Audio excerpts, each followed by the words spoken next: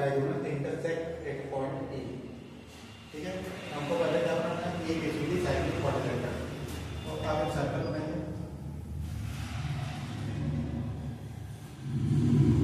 ठीक है, एक सर्कल है। अब बोला इसमें ए बी सी डी क्या है, एक साइक्लिक क्वाड्रिलेटरल है। ए बी सी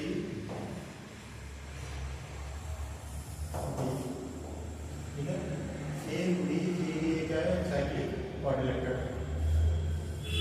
अब बोल रहा है कि उस डायगोनल इंटरसेक्ट एट पॉइंट ए, इसके जो डायगोनल्स हैं ये क्या करना है, इंटरसेक्ट करना है इस पॉइंट पर, ए पर करना है। इस angle D B C equal to 70 degree. D B C कितना दिया है, ये दिया 70 degree. B A C 30 degree. B A C कितना दिया है, 30 डिग्री। ठीक है, तो फर्दर दिया है कि A B equal to B C, तो ए बी है और बी सी है इक्वल।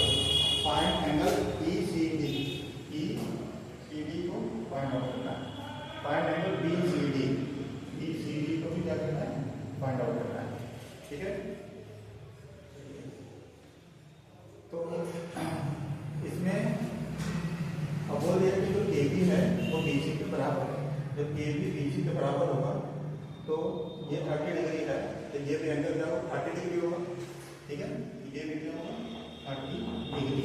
तो लिखेंगे ए बी इसका अपने बी सी है, एंगल ए इसके इक्वल होगा एंगल ई सी बी, ये बराबर होगा।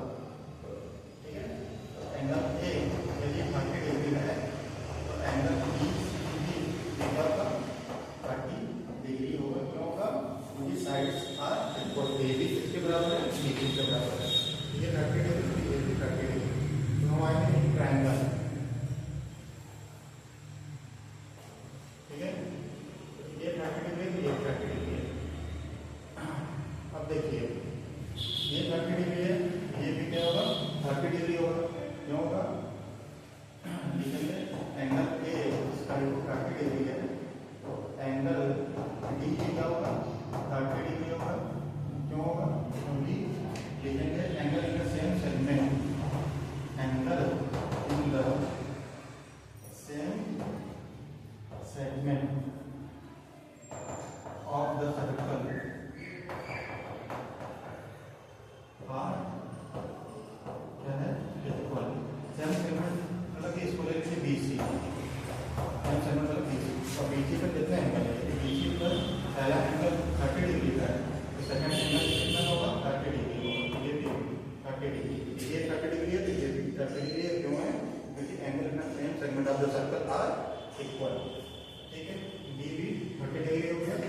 तो हमको निकालना किसका एंगल है, ई। अब हम देखिए सॉल्व करेंगे in triangle B C D. ठीक है, in triangle B C D.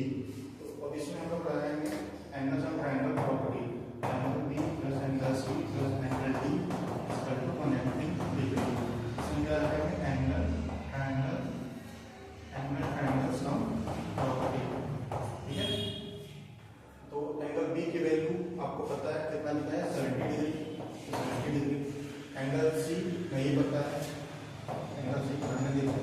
Angle D कितना दिया है, 30 डिग्री इक्वल टू 180 डिग्री। ठीक है, तो इन दोनों ऐड कर लीजिए, 100 degree plus angle C equal to 180 degree. तो एंगल सी का वैल्यू कितना आ गया, 150 डिग्री माइनस 100 डिग्री मतलब 80 डिग्री। तो एंगल सी का जो वैल्यू आ गया कितना आ गया, 80 डिग्री। ठीक है, एंगल सी का वैल्यू कितना आ गया, मतलब ये पूरा कितना है, एंगल सी 80 डिग्री और ये बी सी डी कितना है, 30 डिग्री है। ठीक है, 30 डिग्री हमको निकालना है किसका एंगल, ई सी डी का निकालना है। ई सी डी का निकालना है कैसे, देखिए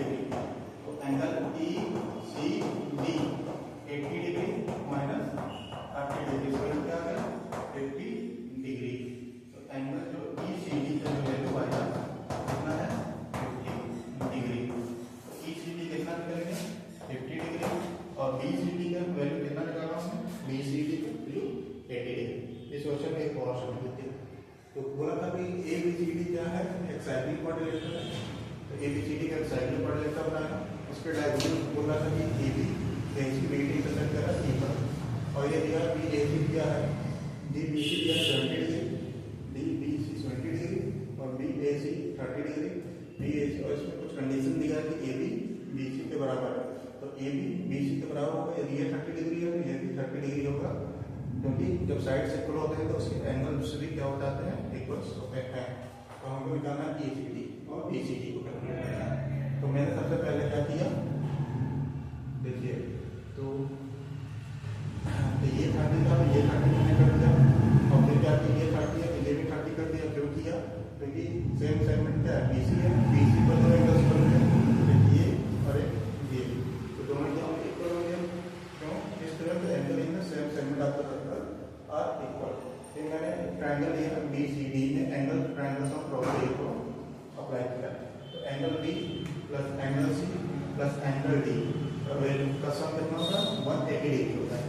तो एंगल B आपको पता है 70 डिग्री, ये पता है 30 डिग्री, तो एंगल C यहाँ से कैलकुलेट किया तो कितना आ गया, 80 डिग्री। तो मेरा जो BCD का जो वैल्यू आया कितना आ गया, 80 डिग्री।